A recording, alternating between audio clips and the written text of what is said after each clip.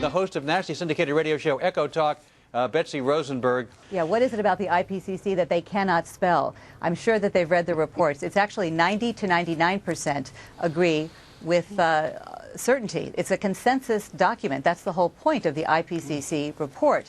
They have to come together and agree. So many people say it's actually a conservative estimate, and they're saying it's beyond a reasonable doubt that it is real, that it's arrived, and that humans are causing it. And it really shouldn't take a rocket scientist to figure out how that happens, given the CO2 that we're putting out. In the 30-year agreement, according to Gore's office, that he signed, that there could be no legal recourse. Even if he wanted to cancel that agreement, he couldn't do it. Finally, when he could, he did sell the mine, and he's asked that going forward there be as much ecological greenness as possible in the dealing with that mine. By the way, that newspaper article was not meant to discredit Al Gore. If you read it all the way through, they say that this operation had a clean record. There were no major environmental or health problems. Now, of course, mining is not a clean industry, or practice, but Al Gore inherited this from his father on the land that he inherited it, and you said he can't get out of the lease if he wanted to, and he's now taking the right action. But it's skirting the issue. You guys are getting your knickers in a twist because he's going to be testifying about some truths this week, so you're digging back into his past and now coming up with a zinc stink. And I'm not going to sit here. I'm tired of it. I'm sick of the hypocrisy.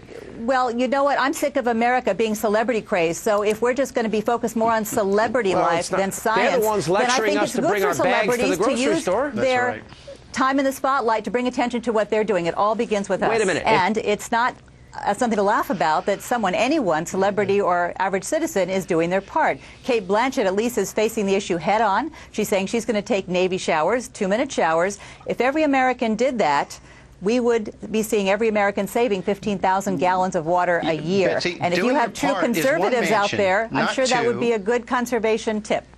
One of the things they say is DVDs, computers, and TVs, you should unplug them from the wall. And I'm going to bet you most people stop before that step. I don't know about the computer because, gosh, I hate to mess with that sometimes. Yeah. But I'm talking about things like toasters and the, Stairmaster, things you don't use every day. They're actually sucking energy. It's called the vampire effect, even when they're in the off position, so that when you click the on button, it goes in immediately. Okay. That's how impatient we Americans are. We want it now. So that actually, while you're sleeping, while you're on vacation, while it's not being used, it's actually using energy. A little bit, but a little bit in one household adds up to a lot, and then each house on every block. Especially if you're on vacation, even for a weekend if you go so away. So go around and the infrequently used Right. appliances, items, unplug them, and then you'll remember to plug them back in next time you need to use them. Okay. The plastic bags in San Francisco, now, what are you glad to see that? Because now they're saying the alternative is not going to be so good. Thrilled, because the whole nation is watching.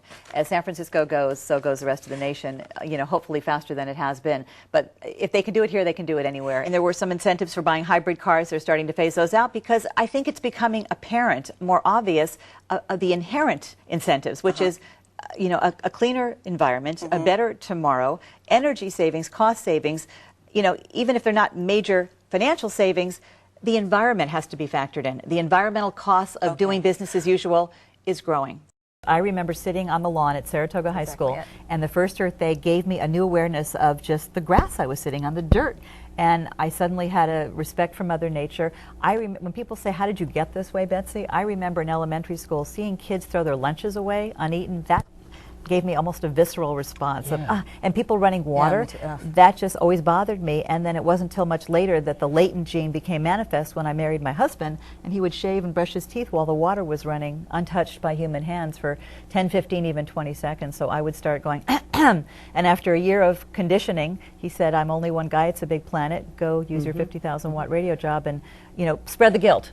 Spread the guilt. Change begins with not only information, because there is a lot of information out there, but inspiration, connecting the dots, showing people why it matters what kind of car they drive or what kind of products they purchase, and everything from finding renewable energy options to greener cars, organic food.